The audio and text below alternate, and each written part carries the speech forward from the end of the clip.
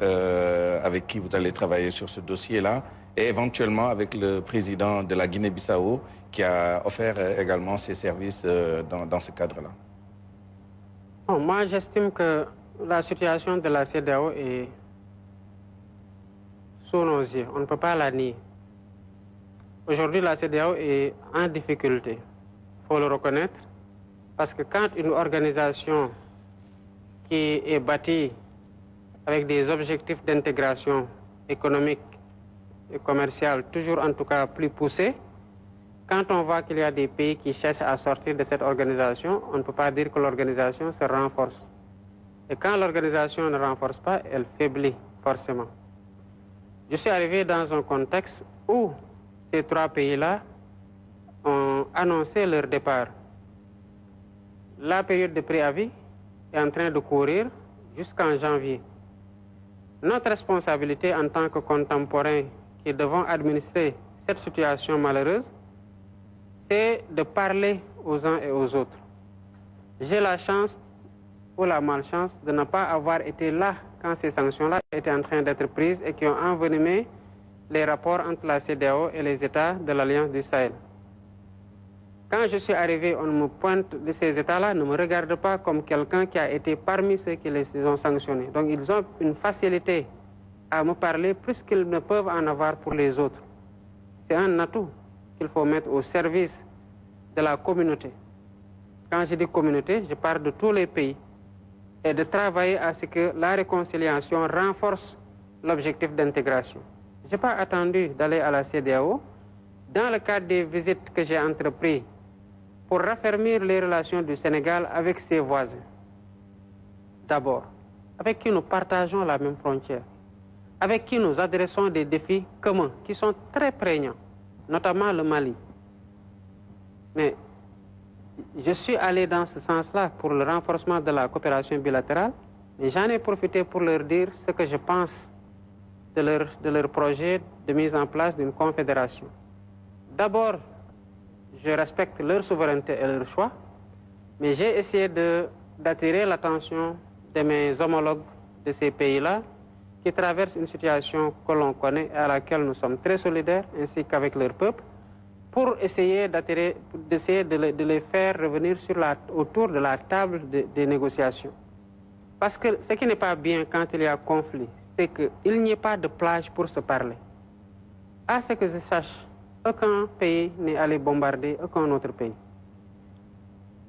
Les États-Unis, en 1945, ont fait ce qu'ils ont fait à Nagasaki et à Hiroshima.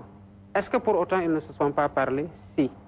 Donc on ne peut pas accepter une situation de fait où il est impossible qu'un dialogue puisse avoir entre les États de l'Alliance du Sahel et la CEDEAO. Cela n'a rien à voir avec la mise en place de leur confédération. Mais même s'ils décident de sortir de la CEDEAO, comme l'Angleterre a eu à le faire dans le cadre du Brexit, il faut bien que cette situation-là soit administrée. Même s'ils décident qu'ils ne reviendront plus jamais dans la CEDEAO, il faut bien qu'on discute de comment ils vont partir, qu'est-ce qu'ils avaient dans la CEDEAO qu'ils ne pourront plus avoir, et qu'est-ce qu'ils vont avoir dans le cadre de la coopération bilatérale, est-ce que. Donc il y a énormément de questions à faire, à discuter. L'autre chose, c'est que même s'ils ne sont plus dans la CEDEAO, cela n'empêche que nous adressons aujourd'hui des défis communs, notamment le terrorisme, les trafics illicites, qu'il s'agisse de substances illicites ou d'êtres humains, ou d'autres défis que nous avons en commun. Mais ces défis-là doivent être pris en charge au sein de la CEDEAO, et dans toute la mesure où on pourra leur en faire bénéficier, même s'ils ne sont pas dans la CEDEAO, qu'on trouve les plages de discussion et de convergence. Je ne me fais pas d'illusions, j'y vais avec beaucoup d'humilité. Je vais faire en compagnie de mes pairs et sous la supervision de la CEDEAO ce que je crois devoir faire, à savoir dialoguer, discuter, travailler à réconcilier les positions. La décision qui sera prise par les États de l'Alliance du Sahel est une décision que l'on respectera parce que c'est des États qui sont souverains. Mais j'estime que quelle que soit la décision, les États du Sahel ainsi que l'Alliance des États du Sahel ainsi que la CEDEAO doivent discuter parce qu'il y a beaucoup de défis qui intéressent à la fois les États membres de l'Alliance du Sahel que les États de la CEDEAO. Maintenant, dans le cadre de la démarche Évidemment, j'ai été mandaté au même titre que le président Faure. J'ai prévu de lui rendre visite dans le cadre de mes tournées. Je n'avais pas encore pu, mais je lui avais parlé au téléphone, comme les autres présidents à qui je n'ai pas encore rendu visite. Et sur place, on définira les voies et moyens pour adresser la question au moins et trouver au moins une plage de discussion.